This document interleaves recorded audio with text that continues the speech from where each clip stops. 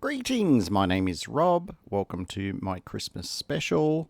So, firstly, Merry Christmas, Happy New Year, and lots and lots and lots of that festive cheer. Now, depending on when I decide to release this, if it hasn't happened yet, hey, that's fine. If it has happened, I hope it was a good one. Now, in this episode, we are just going to be doing the XO event. Basically, there was about 4 hours worth of me grinding this out. I've seen on YouTube people have these dramatically massive factories, and yeah, I don't roll that way. So I'm working with an old save game, so you can see there's quite a lot more tech available here than in any of my current Astroneer series.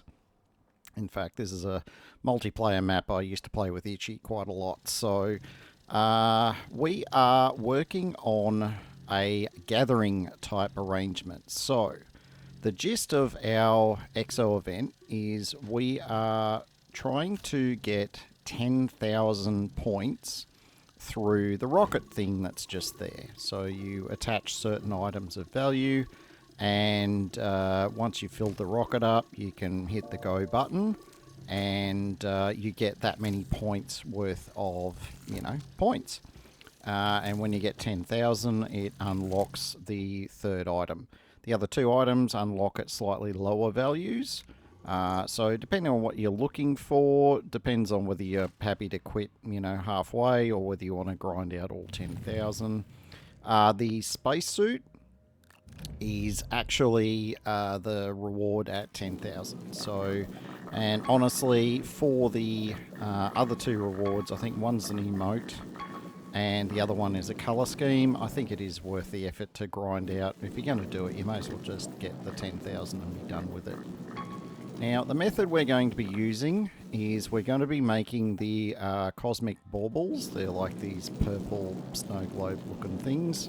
The way you make them is 1 astronium and 1 piece of scrap metal. So for the moment, we're doing the astronium mining manually, and we are basically down in the core of Sylvia because I kind of remembered there was a fairly decent deposit here, just kind of almost at the bottom of my ramp down. So I thought, hey, I'll come down and I'll mine that out, and that'll give me enough astronium. Ha! Yeah, fat chance. Anyway, we do end up mining this out. Later, we end up deciding that this is just too much effort. The baubles give you 75 points.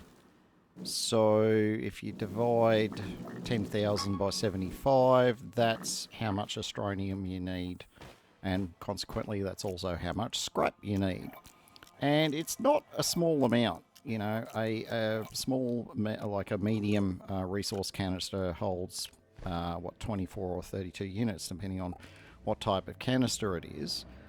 This big honkin' one on the back of the large rover is actually the large version, and it can hold up to 400, but I've never actually filled it. Anyway, this is our manual operation, and you can see that there is something that's worth more than the cosmic bauble, but those things you have to go to Glacio and you actually have to find them out in the world. I thought, I may go out and resort to those, but literally I've never sort of bothered to go out and encounter them before for any of the previous XO Christmas events. So I thought I'll go out there if I get stuck. Yeah, minor spoiler, I didn't really get stuck. I ended up having enough on Sylvia. Or Silver, I keep saying Sylvia. I had enough resources on Silver to actually get the job done. And there we go with another rocket. Actually, that's the first rocket. In a moment, we're going to see where we're up to in overall progress.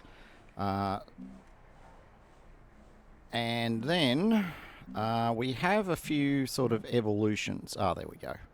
Took a bit longer to get there. So you've got this little graph thing, bar chart type thing that shows you where you're up to. Each time you launch the rocket, it is a hot minute until it comes back down again. So once I've launched it once, I usually go off and do other things. Now, you saw me doing all the Astronium mining and gathering manually. Well, this is what, gathering scrap looks like if you're doing it manually and you've got a decently unlocked tech tree. Now, you can do this with a smaller rover and a smaller recycler. However, or a shredder, I should say, that's what they're called.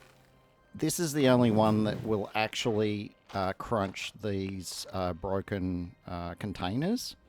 You need the big one to be able to do the broken containers. So you just slot them in the top there and it'll chew on that for a while. The shredder, this shredder sucks a lot of power. So much so that even with 2 solar panels, it's not quite enough to fuel it during the day.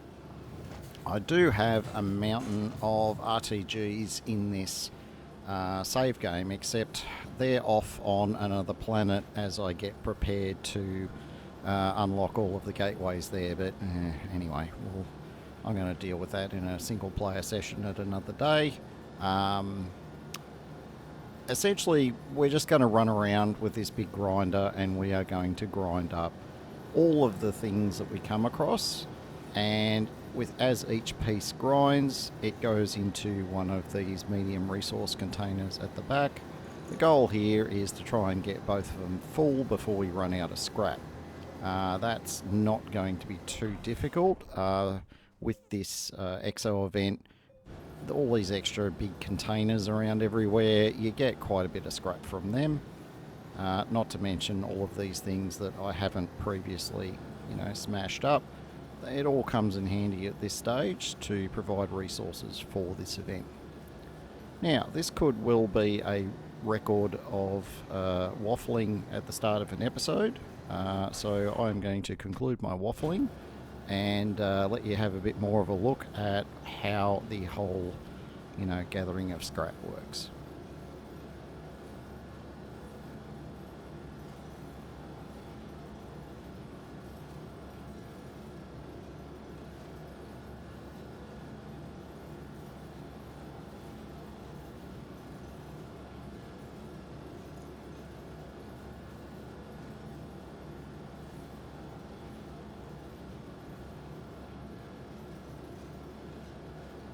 If you're electing to gather your scrap this way, I'm going to suggest you, have a podcast or something going in the background, or maybe even be catching up on some of my earlier episodes. Nudge, nudge, wink, wink. But it's pretty monotonous crunching up all these, particularly the bigger items. They do take a while. And if your power doesn't keep up 100% of the time, you get situations like this where there's no wind, the sun's not up, and everything's basically ground to a halt. So, yeah, it's if you got the ability to make the normal size RTGs, they're 4 units of power per RTG. If you can put 3 of those on the rover, that should be enough power to keep this going 100%. With a little bit left over for the rover itself. Just a FYI on that, but RTGs take basically they're the kind of top of the tech tree as far as materials go. It's a bit of effort to make the nanocarbon alloy that you need, and again, there's some YouTubers out there that love to generate massive factories for producing it, but I'm just not that much of a fan of big factories. I'd rather keep things reasonably modest and, just produce 1 or 2 at a time. If I need to do more, I'll just gather enough to make more in one go. It's all good. Now, these strange looking ones here, that isn't a scrap one. That one is actually still wrapped, and you can use explosives to get into those. And inside of them is, it's like Christmas, really. There's some chips, there's some resources. I've had Astronium in there. I've had, can't even remember half the other stuff that I've got out of there. Not to mention, because it's a container you've blown up, you usually get a few fragments of scrap to put through the grinder. So if you've got a decent supply of dynamite, then anytime you see those, just try and drag a few of them together and just use one stick of dynamite to blow them up. You will get some reasonably useful stuff out of them. Particularly if you're still making these cosmic baubles, getting an extra supply of astronium out of those containers can definitely come in handy.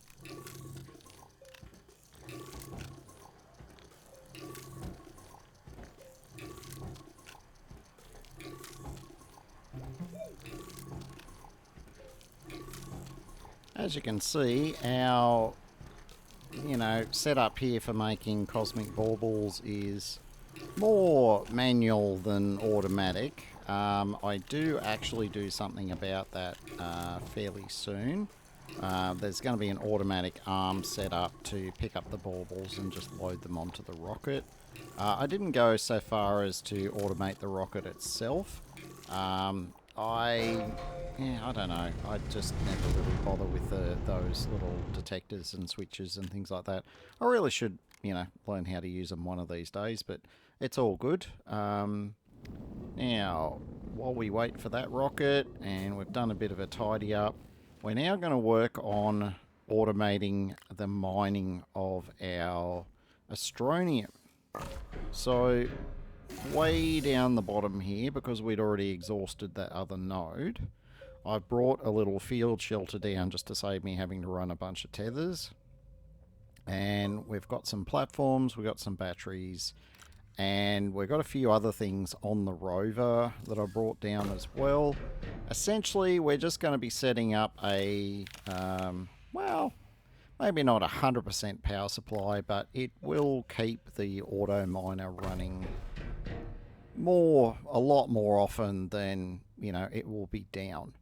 So part of that is 2 batteries, because the auto miner needs quite a bit of power.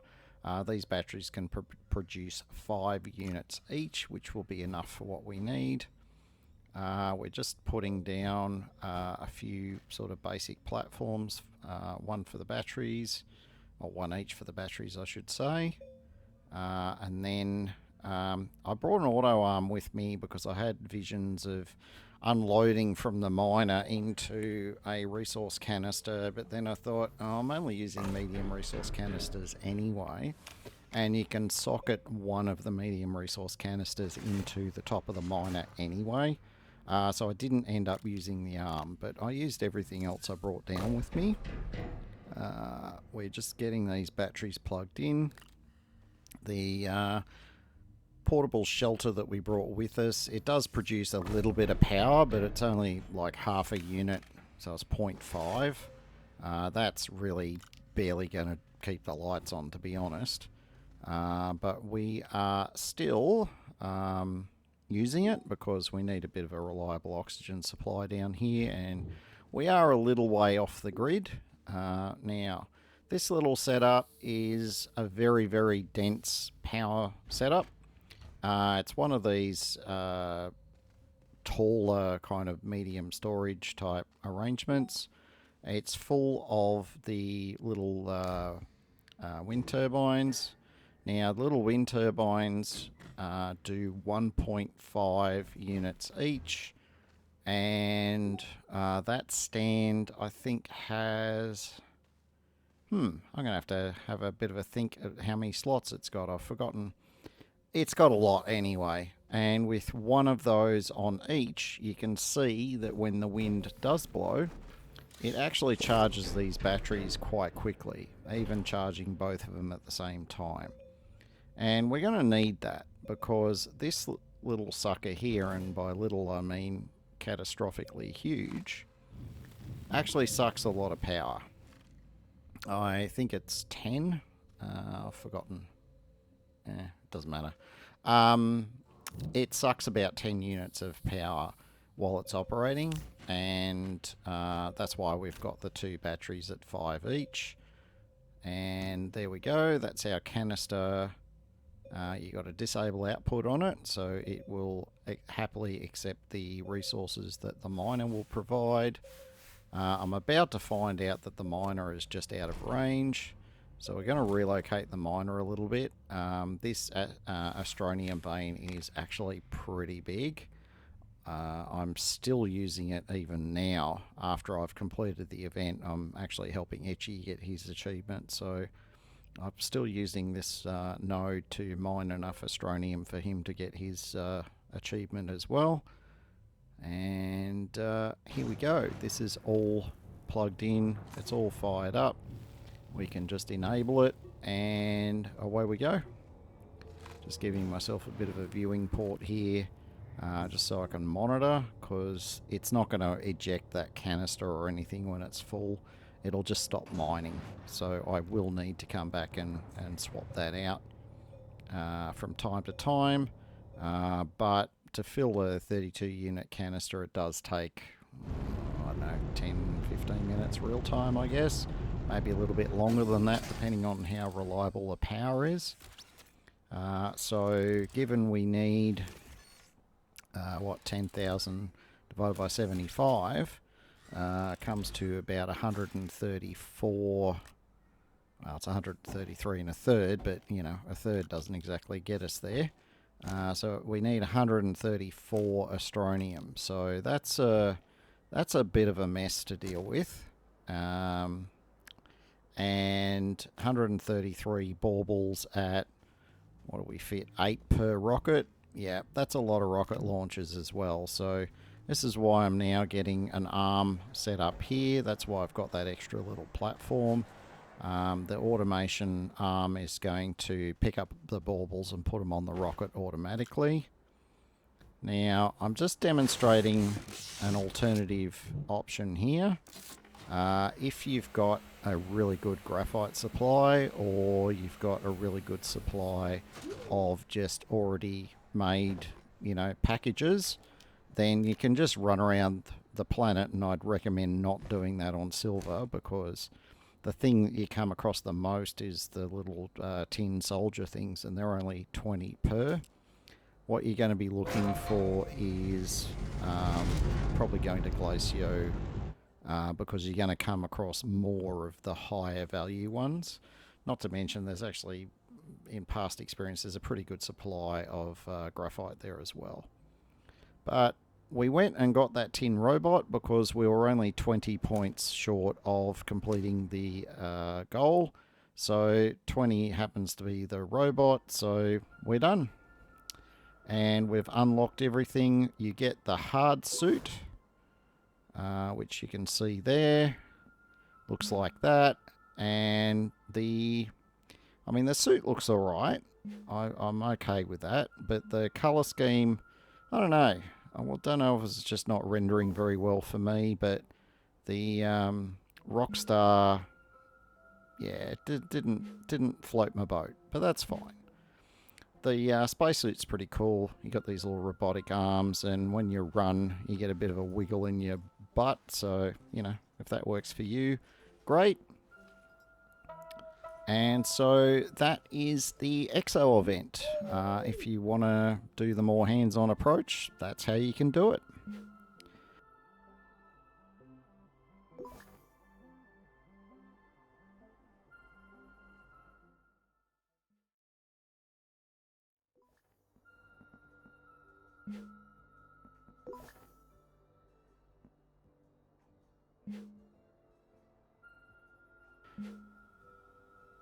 That brings us to the end of this episode. If you've enjoyed it, thank you very much for watching. Don't forget to give me a thumbs up and to consider subscribing. There are even more episodes to come. I'm entering into 2025 with pulling out all the stops as far as keeping the episodes going. And I love that you guys are watching and liking and giving me thumbs up and all that other good stuff. So I wish you all a happy new year. And until next time, thank you very much for watching, and have yourself an absolutely incredible 2025.